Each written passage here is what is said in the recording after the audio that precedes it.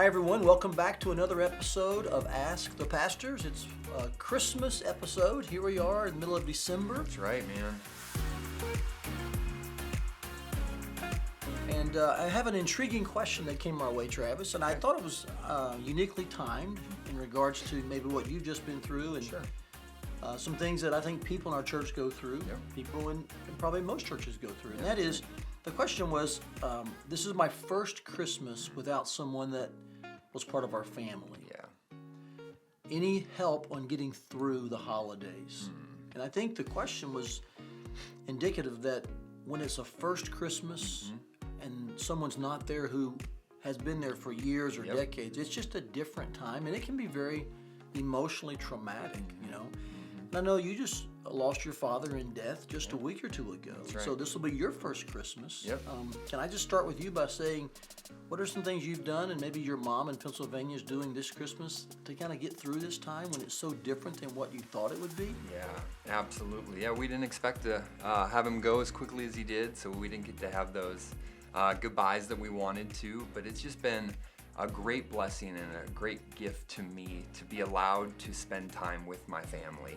So I was able to go for a week and just spend time with my mom and my sister and my brother and spend time mourning together. And I think that's probably a lesson that I've learned is as the waves, and that's kind of the analogy people use of mourning, it comes in waves. Okay. And so as the waves of mourning come, the more I'm with family, the easier it is to navigate those. Mourning hurts the most when I'm alone or when I'm alone in my thoughts even. And so being surrounded by family, I think, is one of the best things for me. Family reminds you of how good you have it, how gracious and kind God has been to you. And then, you know, when you're with family, stories pop up, memories pop up, funny moments come up, and all of a sudden you're sad, but there's a smile on your face because you're remembering all the good moments and just the great times. And so I would just say surround yourself with your family. What about those perhaps who are older and their family has moved away, or maybe they're not local, or they can only come for a day, and maybe it's a widow or a widower? Yep. Yeah. I think the church has proven that it is literally my family. I think that has, it's only been a week, but the church has meant more to me in the last week than probably ever in my life because they have reminded me that we are family members. So my mom's local church, my local church, have both stepped up in ways that I'll probably never be able to thank you all. But both of those local congregations have stepped up and just said, we got you. We love you. We know you're sad, but you're always loved. You'll never have a need. And I know for sure my mom feels that as well. And like in your mom's case, probably presence Yeah. is just one of those primary ways you show love, That's right? right. Yep. Just be there. I think it's helpful for our church to think about this. Yep. Because there are, even this year, there's some who are new widows. I'm not sure if that's the best way to say it, Yeah.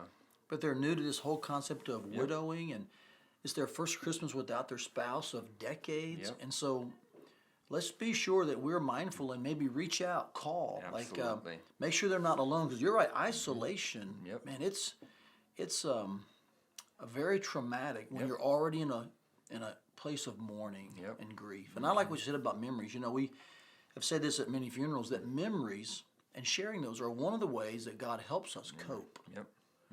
We recall things and they help us kind of process our grief, you know. Yep. And so I appreciate you sharing that. And that happens when we're with people, That's right. present with them and sharing. I sometimes feel the balance of like maybe I should give my mom time and not call very often. But I've seen friends of mine and friends of my mom kind of do the opposite and kind of be a little intrusive in a really good way. And that has proven to be what my mom and my sister and my brother have wanted. They might not have known they needed it, but when it happened, when those people just kind of knock on the door and show up, my family's lit up because it's what they really needed. Well, that's a good word. Yeah. To not err on the side of like, I'll leave you alone. That's But to right. go ahead and perhaps, as you said, be a little intrusive. A little bit, yeah. It's probably good in the end. Yep. And it's always better to feel loved than forgotten, right? That's right, absolutely. One of the ways I think that we at First Family have for years tried to be present and just offer, encouragement in these kind of times is we have a thing we do each year called Home for Christmas. And it's simply an ornament that we give to those who've lost a close relative during the year. We give it to them on a specific Sunday. And by the way, that's this Sunday after the services. Okay. But our intention is that maybe when they hang that ornament up Yep. that year or the next year, they'll share a story with those they're with, or they'll remember a story if they're alone. Because I think stories and memories Yep. help us cope and get through difficult times. So I just want to remind you, First Family, this Sunday we'll be observing Home for Christmas after each service. It's not really an announced thing in one sense. It's not a ceremony. It's just an opportunity for you to come to the front after the service. See one of our elders. We'll have a Home for Christmas ornament for you.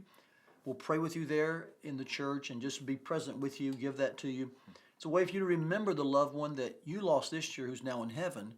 And though you're mourning here during this holiday time, those kind of stories and memories can hopefully be a way of providing hope and encouragement. So if you have lost someone this year who's now in heaven and this is your first Christmas experiencing without them, please stop by the front after one of the services this week and let us pray with you and give you an ornament and hope that'll be an encouragement. And Travis, thanks for being personal and vulnerable in this episode of Ask the Pastors. It's so nice to be able to, just to be I appreciate that. real person. That's right. Yeah, thanks very much. We do love you. Yeah, I know that. We have been praying for you. Our staff loves you, and I count it an honor to work with you. So hope you and your family have a Merry Christmas, Yeah, you as well. even though your dad isn't here this year. Right, we will, for sure. All right. Hey, thanks for joining us on this episode, and I trust that you have a Merry Christmas. And for me and Travis, may the best be yours this holiday season.